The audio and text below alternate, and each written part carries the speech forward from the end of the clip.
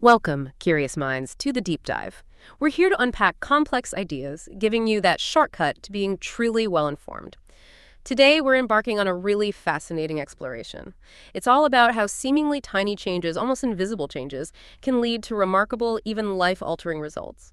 We're looking at the hidden power of what some call atomic habits, those small, consistent actions that quietly but profoundly reshape our lives.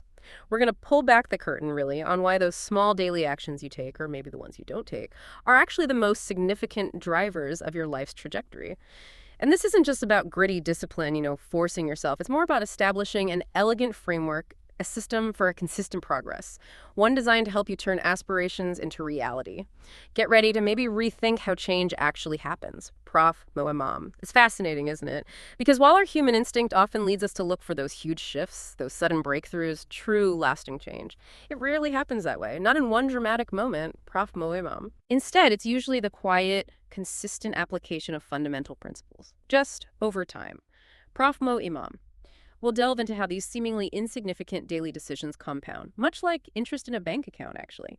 They create outcomes that, when you look back, can seem almost magical. It's those incremental, almost imperceptible shifts that hold the real long-term power.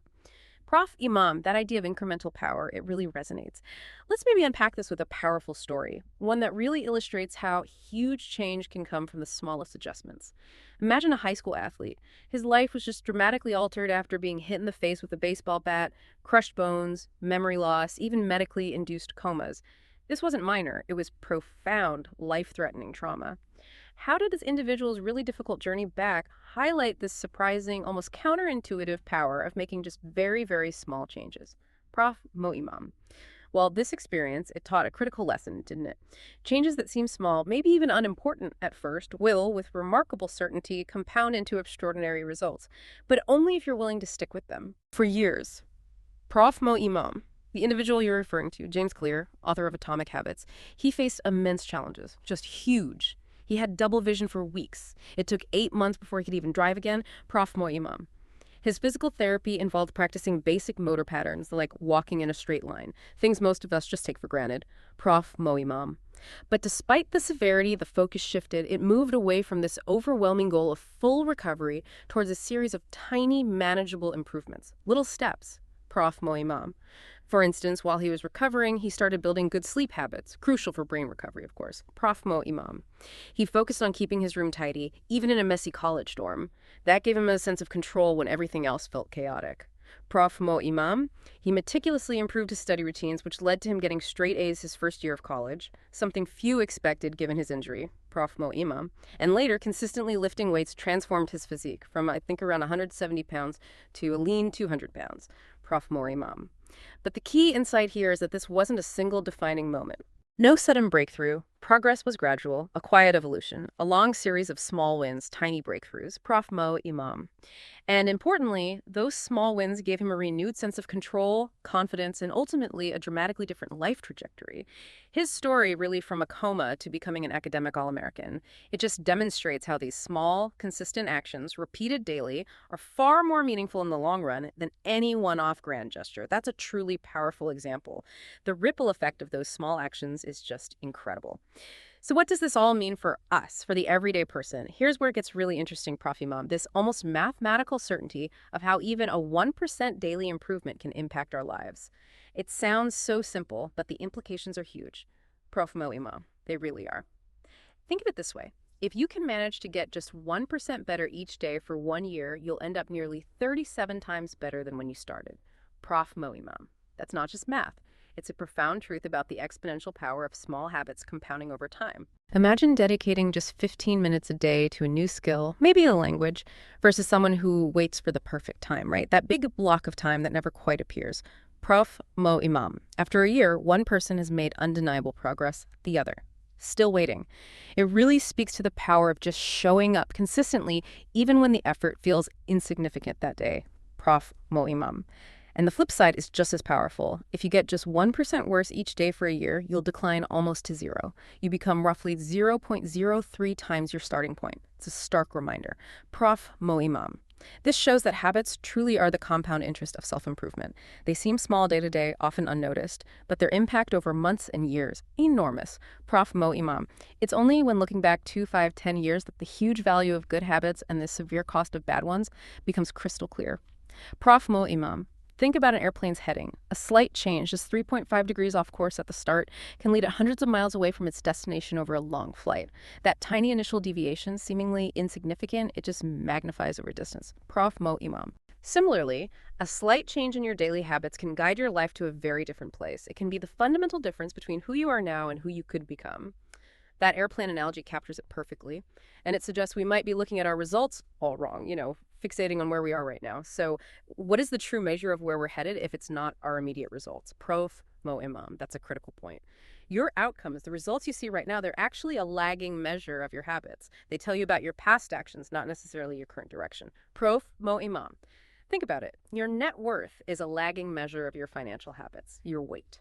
A lagging measure of your eating habits. Your knowledge reflects your learning habits. Even the clutter in your home reflects your cleaning habits. Prof. Mo Imam, fundamentally, you get what you repeat, which means we should be far more concerned with our current trajectory, the direction our habits are taking us, than with our current results. Prof. Mo Imam. If you want to predict, with surprising accuracy, where you'll likely end up, just follow the curve. Follow the curve of those tiny gains or tiny losses. See how your daily choices might compound 10 or 20 years down the line. Prof. Mo Imam. Are you consistently spending a bit less than you earn, making it to the gym a few times a week, even for short sessions, reading, learning something new each day? Prof. Mo Imam. These seemingly small, consistent actions, these little battles won daily, they are what define your future self. Time acts like a magnifier. It multiplies whatever you feed it. Prof. Mo Imam. Good habits make time your ally. It steadily builds you up. Bad habits, well, they make time your enemy, cutting you down just as easily. Prof. Mo Imam. So the important question for all of us is, are your daily choices defining your future self positively or negatively? Are they moving you towards the person you want to be or subtly pulling you away? That's a really stark but important distinction. Now, we're often taught, aren't we, to set big goals, run a marathon, write a book, get that promotion. But often we either don't achieve them or maybe we achieve them and then slide back, end up right where we started. What's the fundamental flaw in that goal-first mentality that causes this cycle? Prof. Mo Imam. Well, goal setting often suffers from a pretty serious case of survivorship bias. It's quite deceptive, actually. Prof. Mo Imam. We tend to focus on the winners, right? The survivors who hit their ambitious goals. And we mistakenly assume the goals themselves were the key. Prof. Mo Imam. But the truth is, winners and losers often have the exact same goals. Every single Olympic athlete wants that gold medal, but only a tiny fraction actually gets it. Same for entrepreneurs, artists, academics. Prof. Mo Imam. This bias blinds us to the real differentiator, which is usually the consistent, often unglamorous systems they had in place. The processes, the routines that consistently led them towards those results day after day. Prof. Mo Imam. And there's another issue. A singular focus on goals can actually restrict happiness. It constantly delays satisfaction until some future milestone is hit. It creates this perpetual state of, I'll be happy when. Prof. Mo Imam. This leads to an either-or conflict. Either you achieve your goal and feel successful, or you fail and feel like a disappointment. It limits satisfaction to a very narrow outcome. Prof. Mo Imam. Instead, maybe we should listen to the famous football coach, Bill Walsh. He famously said, the score takes care of itself. Focus on your system. The inputs, the daily process, and the outputs will tend to follow, often with less stress and more consistency. That's a powerful shift in perspective. So if goals are problematic, or at least not the whole story, what should we be focusing on instead? How do we find that consistent satisfaction you mentioned? Prof. Mo Imam. We should aim to fall in love with the process rather than being fixated only on the product, the end result. Prof. Mo Imam. A systems-first mentality offers a powerful antidote to the limits of goal setting. It allows you to feel satisfied anytime your system is running well, regardless of the immediate outcome. Prof. Mo Imam. This means you don't have to wait for some distant future milestone to allow yourself to feel happy or accomplish. Plus, a robust system can lead to success in many different forms, maybe ones you didn't even initially envision. It fosters adaptability, Prof. Mo Imam. And this brings us to a crucial, often overlooked aspect of real, lasting habit change: identity. Because ultimately, your system helps you become someone. Identity. Okay, that sounds incredibly profound, almost philosophical. How does who we believe ourselves to be connect to our daily actions and our ability to make truly lasting changes? Prof. Mo Imam. It is profound, and it's often the missing piece, isn't it? Most people trying to improve focus mainly on outcomes and processes. I want to be thin, so I'll diet. I want to run a marathon, so I'll train. Prof. Mo Imam. But they often overlook the underlying beliefs about themselves, their identity, that are subtly driving or sometimes sabotaging their actions. It's incredibly hard to change behaviors if you don't first address the deep-seated beliefs, the self-perceptions that fuel them. Prof. Mo Imam. Take someone trying to quit smoking. If they decline a cigarette saying, "No thanks, I'm trying to quit," they still implicitly identify as a smoker who's just trying to be something else. Prof. Mo Imam. This internal conflict where their self-image clashes with their desired behavior can easily undermine their efforts. They're hoping their behavior will change while holding onto the same old beliefs. Prof. Mo Imam. But someone who says, "No thanks, I'm not a smoker," well, that signals a profound shift in identity. Smoking was part of their former life, not their current one. They no longer see themselves as someone who smokes. Prof. Mo Imam. Improvements are often temporary until they become part of who you are, until they're embodied by your self-image. The goal isn't just to read a book. The goal is to become a reader, not just run a marathon, but become a runner, not learn an instrument, but become a musician. Your behaviors fundamentally reflect your identity. So our behaviors are a reflection of our identity. That's a powerful link. How then can we intentionally shape this identity? Make it align with the person we aspire to be. Prof. Mo Imam. Well, your identity emerges directly from your habits. You aren't born with preset beliefs about yourself. Every belief, including those about who you are, is learned and conditioned through experience. Prof. Mo Imam. More precisely, your habits are how you embody your identity. Every action you take is like casting a vote for the type of person you wish to become. Prof. Mo Imam. When you make your bed daily, you're casting a vote for and embodying the identity of an organized person. When you write each day, you embody a creative person. When you train daily, you embody an athletic person. Prof. Mo Imam. The more you repeat a behavior, the more you reinforce the identity associated with it. Prof. Mo Imam. Actually, the word identity itself comes from Latin words essentitas, meaning being, and identidem, meaning repeatedly.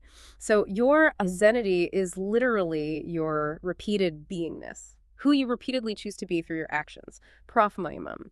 Each action, no matter how small, builds evidence for that belief. If you study biology for an hour every night, you gather evidence that you're studious. Go to the gym, evidence you're committed to health. Prof. Mo Imam. This powerful feedback loop, habits shaping identity, identity shaping habits, is really the North Star of habit change. It shows that building habits is actually the fundamental process of changing who you are, one small action at a time. That connection between identity and daily action is incredibly clarifying. Okay, now that we grasp the why behind atomic habits and identity, let's dive into the practical how. It starts with a fundamental four-step pattern that seems to apply to every habit, good or bad. What is this pattern, Prof. Imam, and how does our brain use it to automate behavior? Prof. Mo Imam. Yeah. At its core, a habit is just a solution to a recurring problem or cue. They're essentially mental shortcuts the brain learns from experience, optimizing through trial and error. Prof. Mo Imam. This four-step pattern forms a fundamental neurological feedback loop. Your brain runs through it constantly, scanning the environment, predicting what might happen, trying responses, and learning from the outcomes. Prof. Mo Imam. The first step is the cue. This is the trigger. It initiates the behavior. It's a bit of information predicting a reward. Our ancient ancestors paid close attention to cues for primary rewards: food, water, safety. Prof. Mo Imam. Today, a modern cue might be your phone buzzing, the smell of coffee, or just walking into a certain room. Prof. Mo Imam. Second is the craving. This is the motivational force. The cue sparks a desire, an urge for the reward. It's not about the reward itself yet, but the anticipation of it. Without that craving, there's no motivation to act. Prof. Mo Imam. Phone buzzes. You crave knowing what the message says. See cookies. You crave the satisfaction of eating them. Prof. Mo Imam. Third is the response. This is the actual habit you perform. Could be physical, like grabbing your phone, or mental, like recalling a solution. It's the doing of the habit. Prof. Mo Imam. And finally, the reward. This is the end goal. It serves two crucial purposes. It satisfies the craving, bringing pleasure or fulfillment, and it teaches your brain this behavior is worth repeating. Reading the text satisfies the craving for info. The cookie's taste satisfies the sugar craving. Prof. Mo Imam. If any of these four stages are weak, cue absent, craving too low, response too hard, reward unsatisfying, a behavior won't become a habit or it won't stick. This endless cycle: cue, craving, response, reward allows us to create automatic habits as the brain encodes lessons from experience. That four-step process sounds like a really clear blueprint. So if we understand this neurological loop, what are the practical applications, the laws that stem from this? How do they give us actual control rather than just being, at the mercy of our ingrained patterns. Our Prof. Oh, Imam. okay. Exactly. This framework leads directly to the 4 laws of behavior change. They're essentially actionable levers for manipulating that habit loop to our benefit. Prof. Imam. To create a good habit, you need to make the cue obvious, make the craving attractive, make the response easy, and make the reward satisfying. Prof. Imam. Conversely, to break a bad habit, you just invert these laws. Make it invisible, make it unattractive, make it difficult, and make it unsatisfying. Prof. Imam. If you've ever wondered, why don't I do what I say I'll do, or why do I keep falling back into old patterns, the answer often lies somewhere within these 4 laws. They're like a diagnostic tool. Prof. Imam. Maybe the cue for your desired habit isn't obvious enough, or maybe the bad habit is just far too easy to slip into. The key is understanding these principles and intentionally altering them to align with what you want to achieve, rather than just battling against human nature with willpower alone. It's about designing your environment and approach. That's a powerful way to diagnose things. Let's dive into the first law then. Make it obvious. Why is simply becoming aware of our existing habits the crucial first step, especially when so many habits operate non-consciously, almost on autopilot? Prof. Imam. Well, many habits are so deeply ingrained, so repeated, they become non-conscious. They just slip below our radar entirely. Prof. Imam. Think about the retail clerk who, after cutting gift cards all day, automatically cut a customer's credit card in half. Just pure autopilot. Or the former preschool teacher asking corporate colleagues if they'd wash their hands. Years of reminding students just became automatic. Prof. Imam. Our brains are prediction machines, constantly cataloging cues without us realizing it. Over time, these cues become so common they're essentially invisible. The urge to act seems to come from nowhere, making us feel like our actions are just fate. Prof. Imam. As the psychologist Carl Jung suggested, until you make the unconscious conscious, it will direct your life and you will call it fate. That really highlights why awareness is absolutely paramount. Prof. Imam. A powerful tool for this initial awareness is something called a habit scorecard. You literally list your daily routines from waking up to going to bed and rate each one, good, bad, or neutral for your long-term benefit. Prof. Imam. This active process forces you to confront what you're actually doing. It brings those non-conscious routines into sharp focus. Prof. Imam. The Japanese railway system uses a fascinating technique called pointing and calling. Conductors point at signals and call out commands aloud. It seems odd, but it reduces errors by up to 85% and accidents by 30%. Why? Because it forces conscious engagement with the cues. It elevates awareness from non-conscious habit to deliberate action. It makes the obvious, obvious. That's a great example of bringing intention to automatic actions. So, once we're aware of our patterns, how do we make the cues for new, desirable habits more visible and actionable in our daily lives? Prof. Imam. Right. Once you know what you're doing, the next step is making the cues for what you want to do impossible to miss. Prof. Imam. One highly effective method is using implementation intentions. These are specific plans about when and where you'll perform a new habit. The format is simple. I will behavior at time and location. Prof. Imam. Studies consistently show people who make these specific plans are significantly more likely to follow through, whether it's getting a flu shot, voting, starting exercise. Prof. Imam. The 2 most common cues for habits are time and location, and implementation intentions leverage both. They remove ambiguity, provide a clear trigger. For example, I will meditate for 5 minutes at 7 a.m. in my living room. Very specific. Prof. Imam. Another powerful technique is habit stacking. This involves pairing a new habit with a current established habit. The formula, developed by researcher B.J. Fogg, is after current habit, I will new habit. Prof. Imam. For instance, after I pour my morning coffee, I will meditate for 1 minute. Or, after I take off my work shoes, I will immediately change into my workout clothes. This creates an obvious cue by building on an existing routine, seamlessly integrating the new behavior. Beyond that kind of explicit planning, it seems our environment plays this massive, often invisible role. We often credit willpower, but is that really the whole story? Prof. Imam. It's far from the whole story. Environment is truly the invisible hand shaping human behavior. Its influence is often vastly underestimated. Prof. Imam. We often choose products not because of what they are, but simply because of where they are. Walk into a kitchen, see cookies on the counter. You're far more likely to grab one than if they were hidden, even if you weren't hungry. Prof. Imam. This is often driven by visual cues. Vision is our most powerful sense, after all. Roughly 10 million of our 11 million sensory receptors are for sight. So what you see is the greatest catalyst for your behavior. A small change in what you see can lead to a big shift in what you do. Prof. Imam. This also connects to things like the Diderot effect, how getting one new thing often spirals into buying more things to match it, a chain reaction. Prof. Mo Imam. But it's not just about stuff, it applies to habits too. Maybe you buy new running shoes, then suddenly feel you need new gear, a smartwatch. This motion feels productive, it can be motivating, sure, but it doesn't guarantee the action of running. Sometimes it creates a false sense of accomplishment just by preparing. Our habits often change depending on the room we're in, the specific cues right in front of us. So given this powerful environmental influence, we can actively design our environments for success. It sounds like we can become architects of our own behavior. Prof. Mo Imam. Absolutely. You don't have to be a victim of your environment. You can be its architect. Think about the energy crisis in the 70s. Dutch researchers found homes with visible electrical meters used 30% less energy than those with meters hidden in the basement. When energy use was obvious, behavior changed. Pro Mo Imam. Schiphol Airport famously cut urinal spillage by 8% just by putting a sticker looking like a fly in the urinals. An obvious visual target improved aim. Prof. Mo Imam. In my own life, simply putting apples in a bowl on the counter instead of hidden in the crisper greatly increased how many I ate. Almost like magic, just because they were visible and easy. Pro Mo Imam. To make good habits obvious, put your medication next to the faucet. Put your guitar in the middle of the living room. Make them impossible to ignore. Pro Mo Imam. And the context itself becomes a cue. We mentally assign habits to locations. Many people drink more socially, not due to one trigger, but the whole bar environment, loaded with cues. Prof. Mo Imam. It's often easier to build new habits in a new environment as you're not fighting old cues. Can't change environments. Redefine your current one. One space, one use. Kitchen for cooking, office for working. Mixing contexts often lets easier, less desirable habits win because our brains struggle with conflicting cues. A stable environment where everything has a place and purpose helps good habits form. And to break bad habits, it's the inversion. Make it invisible. What does that mean in practice? Beyond just, relying on willpower.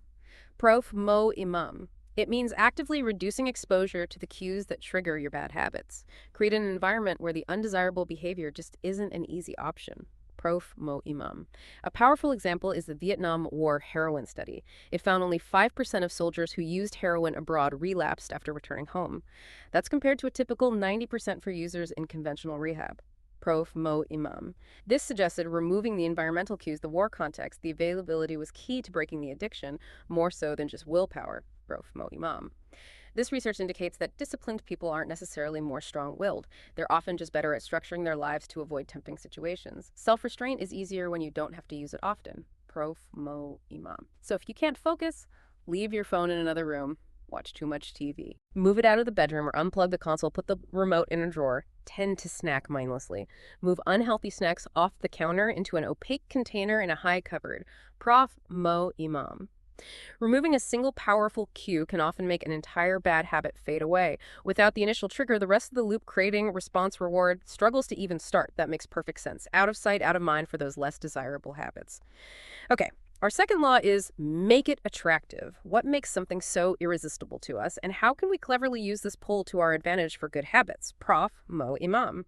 We're highly prone to what scientists call supernormal stimuli. These are exaggerated versions of reality that trigger a stronger response than normal.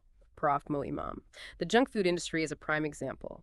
Food scientists meticulously find the bliss point, that precise mix of salt, sugar, fat that excites our brains, bypasses satiety signals, and keeps us coming back. Prof. Mo Imam. They also use dynamic contrast, combining sensations like crispy pizza crust with gooey cheese or crunchy chips with creamy dip. It keeps the experience novel, prevents boredom. Prof. Mo Imam. Our brains evolved over millennia to highly value calorie-dense foods for survival. Now we face modern, hyper-palatable versions that are incredibly hard to resist. The more attractive an opportunity seems, the more it promises a delightful experience, the more likely it is to become habit-forming. And the biological engine driving this attraction involves dopamine, right? But it's not just about immediate pleasure, is it? Prof. Mo Imam. Yes, absolutely. And that's a crucial distinction. Scientists track cravings by measuring dopamine release. Early experiments back in the 1950s by Olds and Milner showed dopamine isn't primarily about pleasure itself. It's more about the anticipation of pleasure, the motivation, the drive, what we call seeking behavior. Prof. Mo Imam. When they blocked dopamine in rats, the animals lost all desire for food, even though they could still feel pleasure if food was given directly. Without dopamine, there's no drive to pursue. Prof. Mo Imam. Conversely, flooding the brain with dopamine made mice compulsively press a lever hundreds of times an hour for a reward. Prof. Mo Imam. Every highly habit-forming behavior, drugs, social media, junk food, video games, even checking email is associated with higher dopamine levels. Prof. Mo Imam. So, dopamine is released not only when you experience pleasure, but crucially when you anticipate it. That anticipation is the powerful engine driving motivation, compelling you to act, repeat the cycle. Modern apps are engineered to leverage this, constant pings triggering that dopamine surge, keeping us in a loop of seeking, often without real satisfaction. That's a game changer, realizing dopamine is about the anticipation. So, how do we hack this powerful system to make necessary habits more appealing, more irresistible? Prof. Mo Imam. A great technique is temptation bundling, linking an action you want to do with an action you need to do. It leverages an existing craving to make a new habit more attractive.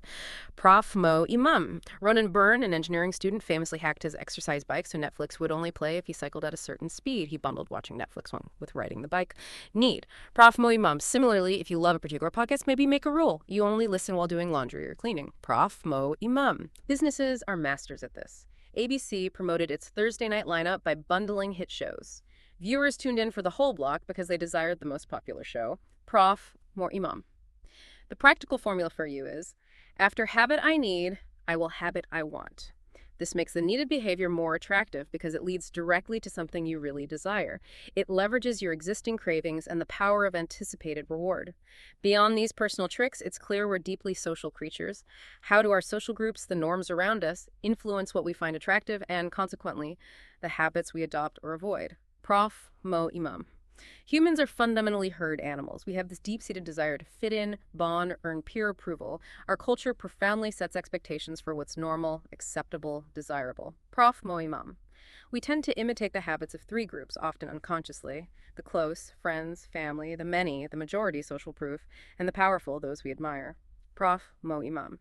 Proximity matters. If one partner loses weight, the other often slims down about a third of the time just by being around the new habits. The story of the Polgar sisters, chess prodigies raised in a chess-steeped home, illustrates this beautifully.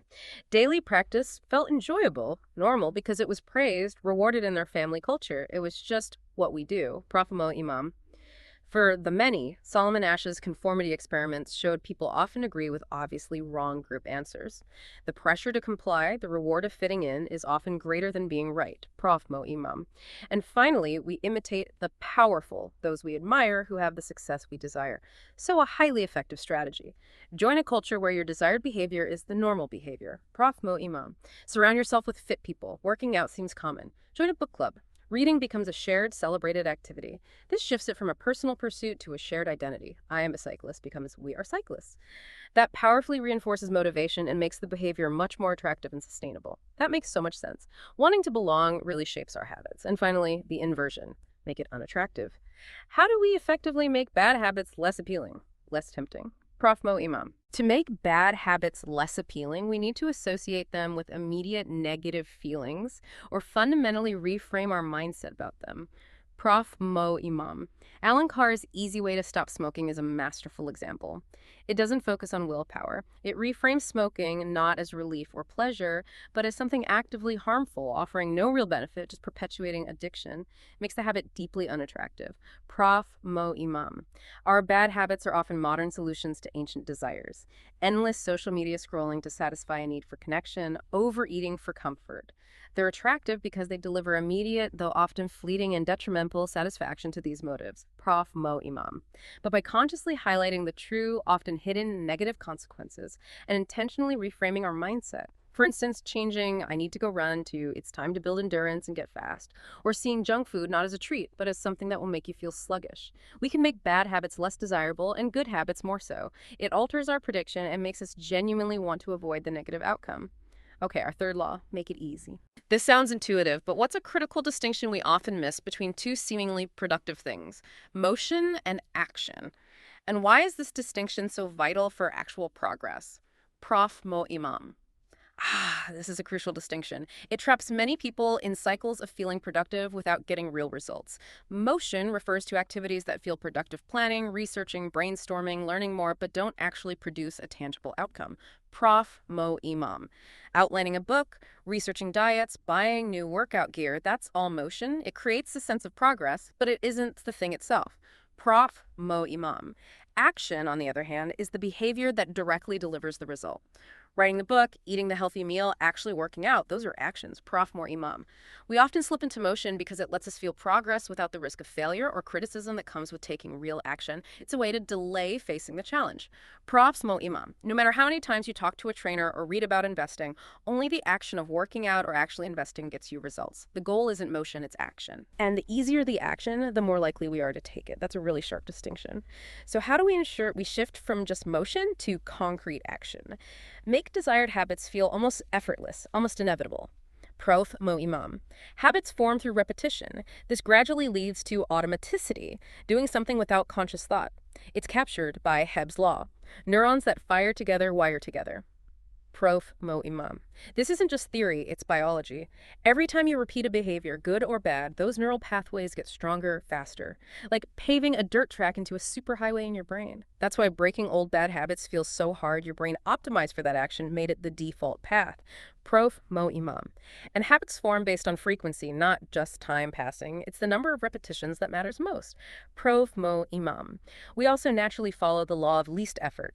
Given two options, we instinctively lean towards the one needing less physical or mental effort. Our real motivation often is convenience. Prof mo imam. The more friction between you and your desired behavior, the less likely you are to act. Japanese electronics firms in the 70s mastered this with lean production, relentlessly removing waste and friction, addition by subtraction, making products easier to assemble, more reliable. Prof mo imam. Similarly, successful habit-forming products, meal delivery, ride-sharing, one-click ordering, thrive by removing friction, making the desired action almost effortless. That concept of removing friction is incredibly insightful. How can we actively prime our environment then? Make good habits the path of least resistance in our daily lives. Prof mo imam. You actively prime your environment for future use. Set it up so the desired action is incredibly easy, almost inevitable. Prof mo imam. Oswald Knuckles, an IT developer, prepared his workout clothes in a water bottle the night before, placing them right by his bed. Made morning exercise super easy. He practically tripped over them. Prof mo imam. Want to remember medication? Put the bottle right next to the bathroom faucet. Want to practice guitar more? Put the stand in the middle of the living room, not hidden away. Prof mo imam. Think about your own routines. Where do you get stuck? Coffee maker hidden.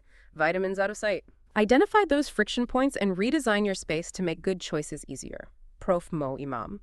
Conversely, add friction to bad habits. Unplug the TV after use. Remove batteries from the remote. Delete social media apps from your phone, access only via desktop, or keep the phone in another room. Prof mo imam. This creates just enough friction to prevent mindless engagement, forces a conscious decision. A little friction can be the difference between sticking with a good habit or sliding into a bad one day after day. Brilliant. Small changes to physical space have such a disproportionate impact. You also emphasize decisive moments. What are these and how do they affect our whole day, sometimes without us even noticing? Prof mo imam. Decisive moments are key choices, like forks in the road, throughout your day. They fundamentally set the options available to your future self.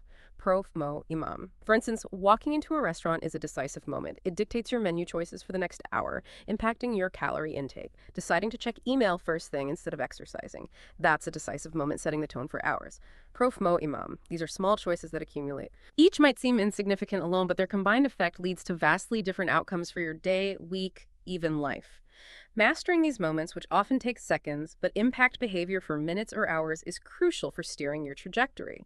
And the 2-minute rule seems like an incredibly practical strategy for tackling these decisive moments and just getting started. How does that work? Prof mo imam. The 2-minute rule is deceptively simple, incredibly practical. It states, when you start a new habit, it should take less than 2 minutes to do. Prof mo imam. The idea is to scale down any new habit to its smallest, easiest version. Lower the barrier to entry so much you almost can't not do it.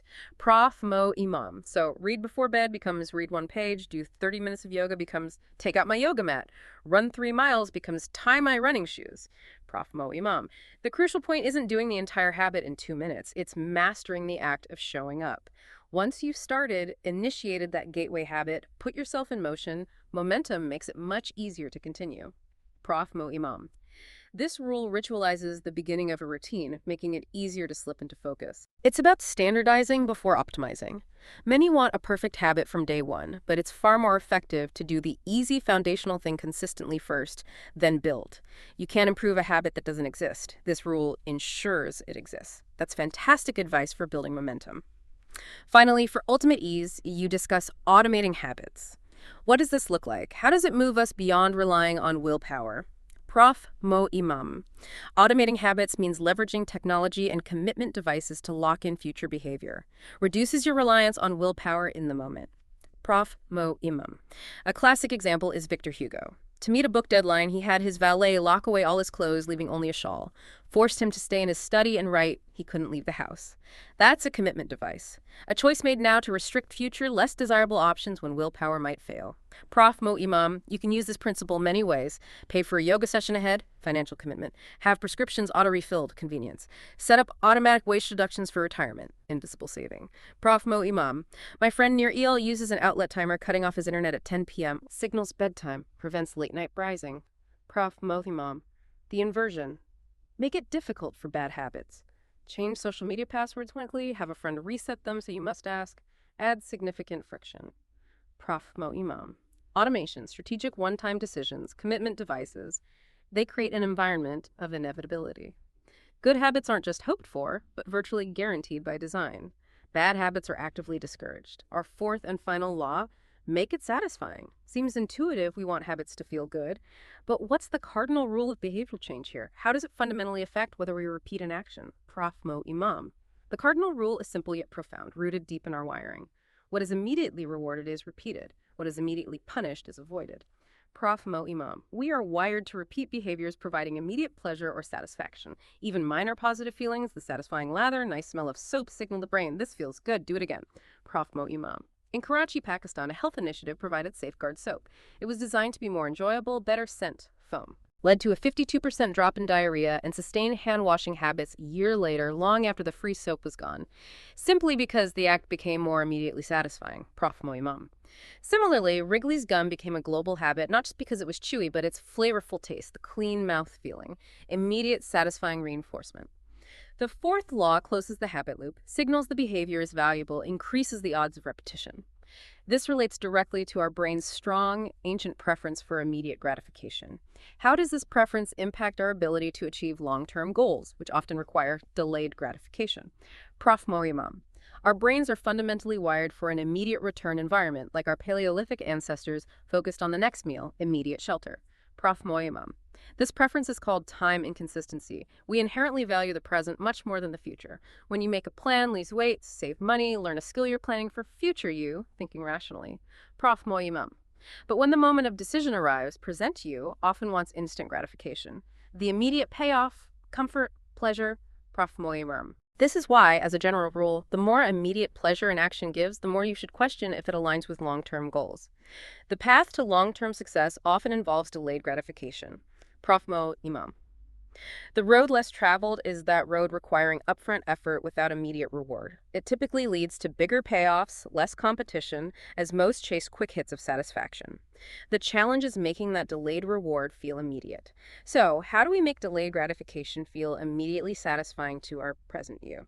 Bridge that gap between long-term goals and short-term desires. Prof. Mo Imam. One clever solution is to make avoidance visible. Transform not doing a bad habit into an immediately satisfying experience. Prof. Mo Imam. For example, open a dedicated savings account. Label it for something you want, dream vacation, leather jacket. Whenever you pass on a wasteful purchase, skip that $5 coffee, an extra streaming month, transfer that exact amount into the account. Prof. Mo Imam. This creates an immediate, tangible reward for avoiding a bad habit. It aligns short-term satisfaction with long-term goals. You get immediate pleasure seeing your goal get closer, savings grow. It actively reinforces the positive behavior. Prof. Mo Imam. Similarly, want to eat out less. Transfer the money saved from cooking at home into that fund. Turns deprivation into visible gain. Prof. Mo Imam. Over time, as intrinsic rewards kick in better mood, more energy, less stress, accomplishment, you'll rely less on external rewards. The positive identity becomes the main reinforcer. But initially, immediate visible satisfaction is a powerful bridge.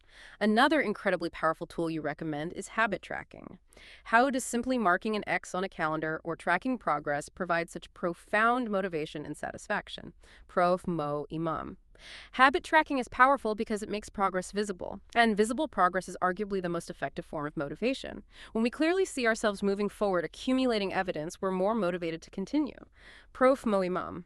A stockbroker, Trent Dearsmed, famously used paper clips, moved them from one jar to another, tracking daily sales calls, immediately saw his output. Benjamin Franklin tracked 13 virtues in a notebook. Jerry Seinfeld used a calendar to never break the chain of writing jokes daily.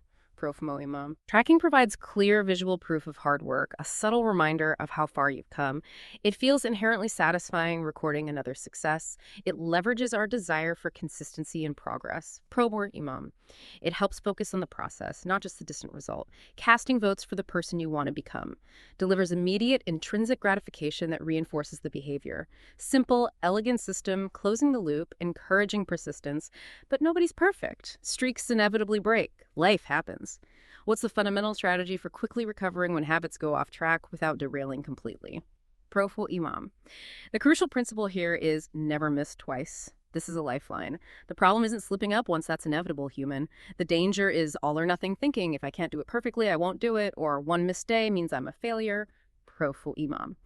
Missing one day isn't the end of the world. Missing 2 days in a row, that starts a new, undesirable habit of missing. Prof. More Imam. Just showing up on bad or busy days, even for a very short period, 10 squats instead of a full workout, writing one sentence instead of a page, maintains compound gains and critically reaffirms your identity. Prof. Mo Imam. It's about being the type of person who doesn't miss workouts, even short ones, not someone derailed by one slip-up. Professionals stick to the schedule even when inconvenient or unexciting. Amateurs let life get in the way, allow one small deviation to become abandonment. You never regret showing up, putting in the reps, even when you don't feel like it. That's a powerful shift from perfectionism to persistence. You also caution against measuring the wrong thing. What does that mean for progress? How can it sabotage our efforts? Prof. Mo Imam. This refers to Goodhart's law. When a measure becomes a target, it ceases to be a good measure. If your sole focus becomes hitting a specific metric, you'll optimize behavior for that metric, potentially harming the larger goal. Prof. Mo Imam, only measure weight loss. You might crash diet just to see the scale drop, sacrificing sustainable health. Only measure daily revenue. You might miss customer satisfaction or quality issues. Prof. Mo Imam. We optimize for what we measure, so choose metrics wisely. People often focus on long hours instead of meaningful work, or 10,000 steps instead of overall health because those are easy to measure. Prof. Mo Imam. Measurement is valuable when it guides you, adds context, not when it consumes you and distorts behavior. Pat Riley, the Lakers coach, understood this with his Career Best Effort, CBE program. Instead of just wins, he tracked individual performance against personal bests and league averages, detailed stats driving continuous 1% improvement in the process. Prof. Mo Imam. Elite marathoner Eliud Kipchoge keeps detailed training logs. Katie Ledecky's coach reviews her notes. Ensuring a broader focus than just the outcome of one race, it's about measuring what truly matters. That's a fantastic insight into avoiding false metrics. Finally, for those really hard habits or stopping persistent bad ones, you advocate accountability partners and habit contracts. How do these work to make a habit satisfying or, importantly, unsatisfying if you fail? Prof. Mo Imam. Pain is an effective teacher. If failing to do a desired habit is painful and immediate, you learn quickly, powerfully. Prof. Mo Imam. Roger Fisher, Harvard Lie professor, provocatively suggested preventing nuclear war by implanting launch codes near a volunteer's heart. Requiring the president to kill someone first makes the consequence immediate, visceral, severely painful. Extreme, but illustrates the principle. Immediate negative consequences change behavior fast. Prof. Mo Imam. A habit contract is a verbal or written agreement. You commit to a habit, outline the punishment for failure, have accountability partners sign it. Prof. Mo Imam. Entrepreneur Brian Harris used one with his wife and trainer to lose weight. Detailed daily food tracking, weekly weigh-ins, financial penalties for misses. Prof. Mo Imam. Knowing someone else is watching, that there are predefined consequences, adds social cost. Makes violating promises public, painful, provides an immediate disincentive, often more powerful than delayed rewards, leverages social instincts, aversion to public failure. It effectively makes the cost of procrastination greater than the cost of action, compels follow-through by making not doing it highly unsatisfying. As we move towards achieving true mastery, let's explore some advanced tactics. First, the truth about talent and genes. How much do they really matter? How can we leverage our natural inclinations when building habits? Prof. Mo Imam. Genes don't determine destiny, they determine areas of opportunity. They predispose, but don't predetermine your path. Prof. Mo Imam. Being 7 feet tall helps in basketball, hinders in gymnastics. Your unique genetic cluster predisposes you to a particular personality often described by the Big Five: openness, conscientiousness, extroversion, agreeableness, neuroticism. Prof. Mo Imam. The key is building habits that work for your personality, strengths, inclinations. Love rock climbing. Shape exercise around that. No, force bodybuilding. Prefer romance novels to dense nonfiction. Yep. Read what fascinates you. Prof Mo Imam. You don't have to build the habits everyone says you should. Find the version that brings you authentic joy and satisfaction. That's what you'll naturally stick with. Prof More Imam. It's critical to find a game where the odds are in your favor. This involves an explore-exploit trade-off. Initially, explore broadly to discover what feels right, natural. Then, shift focus to exploiting the best solution found while still experimenting occasionally to avoid stagnation. Prof Mo Imam. Ask yourself, what feels like fun to me but work to others? When do I lose track of time, enter that flow state? Completely immersed. Where do I get greater returns than average for the same effort? What comes naturally, feels authentic, energizing? Prof Mo Imam. These questions help narrow down habits most satisfying and sustainable for you. Genes clarify what to work hard on. They guide you to areas where your effort yields the greatest, most satisfying returns because you're playing to your unique strengths. That's empowering. Play to your strengths, discover what truly excites you. Next, the Goldilocks rule. What is it? How does it keep us consistently motivated on challenging tasks, preventing both boredom and discouragement? Prof Mo Imam. The Goldilocks rule states humans experience peak motivation working on tasks right on the edge of their current abilities. Not too hard, not too easy, but just right. Yeah. Prof Mo Imam. Too easy. We get bored. Too hard. We get discouraged, lose motivation. Think of playing tennis against an equal. The challenge is optimal, keeps you fully invested. Prof Mo Imam. This optimal zone often leads to a flow state, being in the zone completely immersed. Studies suggest flow happens when a task is roughly 4% beyond your current ability. Challenging enough to be interesting, not so difficult, it feels overwhelming. Prof Mo Imam. Comedian Steve Martin is a great example. He consistently expanded his routine by just a minute or two each year, always adding new material, keeping some guaranteed laughs. Prof Mo Imam. This let him maintain motivation, improve continuously over 18 years of practice, constantly pushing his edge, but never too far before becoming a huge success. Always operating in that Goldilocks zone kept him engaged and growing. It's all about that sweet spot of challenge. And finally, a less glamorous but crucial point for long-term success: the inherent downside of good habits and the challenge of boredom. Prof Mo Imam. While habits create the essential foundation for mastery, they can paradoxically lead to a subtle decline in performance over time. Prof Mo Imam. Why? Because as a habit becomes automatic, we become less sensitive to feedback. We fall into mindless repetition. It's easier to let small mistakes slide. We might assume we're improving just because we're gaining experience, but we might just be repeating the same process, errors included, without conscious improvement. Prof Mo Imam. The greatest threat to long-term success isn't failure, but boredom. As habits become routine, they become less interesting, less immediately satisfying. This natural human tendency to seek novelty can derail progress. We jump from one new workout, diet, business idea to the next, never achieving mastery. Prof Mo Imam. Mastery, paradoxically, requires falling in love with boredom, the ability to keep showing up, putting in the work, even when it's not exciting, annoying, painful, or draining. Prof Mo Imam. Professionals stick to the schedule, regardless of mood or thrill. Amateurs let life get in the way or chase the next shiny object. You never regret showing up, putting in the reps, even when you don't feel like it. That's a vital distinction. Consistency even facing monotony. So how do we counteract this mindless repetition? Ensure continuous improvement once a habit is established and boredom threatens. Prof Mo Imam. The antidote is regular reflection and review. This prevents complacency, maintains the balance between automating and improving. Prof Mo Imam. Pat Riley's CBE program for the Lakers required players to improve output by at least 1% over the season, meticulously tracking stats against personal bests, focusing on process metrics. Prof Mo Imam. Eliud Kipchoge maintains detailed training logs, reviewing every session. Katie Ledecky's coach reviews her notes for improvement areas. Even comedians like Chris Rock test hundreds of jokes, recording what works, refining through constant feedback. Prof Mo Imam. This periodic review, an annual reflection on articles or workouts, monthly review of finances, a decision journal, logging choices and outcomes, ensures you spend time on the right things, make corrections, maintain perspective. Prof Mo Imam. It prevents complacency, losing sight of the bigger picture. It also helps cultivate a flexible identity. Define yourself by adaptable principles. I build things. I always seek to learn, rather than fixed roles that might disappear. Allows you to flow with change, not break against it. What an incredible journey through the profound impact of atomic habits. From understanding that subtle, compounding power of tiny changes to leveraging the 4 universal laws, make it obvious, attractive, easy, satisfying, and even advanced tactics for sustained mastery. We've really explored how to design your life for remarkable results. It's truly about those tiny changes, those small votes for your future self, leading to monumental shifts over time. Pro, Mo, Imam. And if we connect this to the bigger picture, it's clear, isn't it? The quality of our lives hinges fundamentally on the quality of our habits. The continuous process of becoming the best version of ourselves involves constantly editing our beliefs about who we are and upgrading our identity through consistent, deliberate action. The Holy Grail isn't a single 1% improvement, but maybe 1,000 of them, stacking up to create a powerful, enduring system that works for you.